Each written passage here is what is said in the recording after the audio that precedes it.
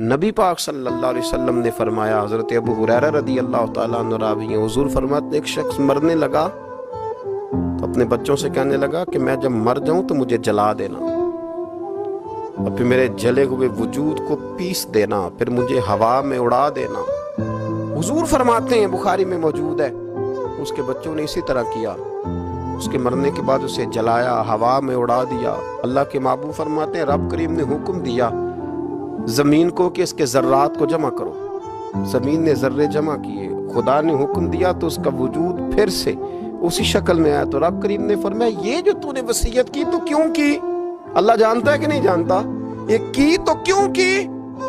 تو رو پڑا، کہنے لگا اللہ میرے اندر تو طاقت نہیں تھی تیرے سامنے کھڑا ہو کے حساب دے سکوں، تجھے منانے کے لیے تیرے خوف سے ڈر گیا۔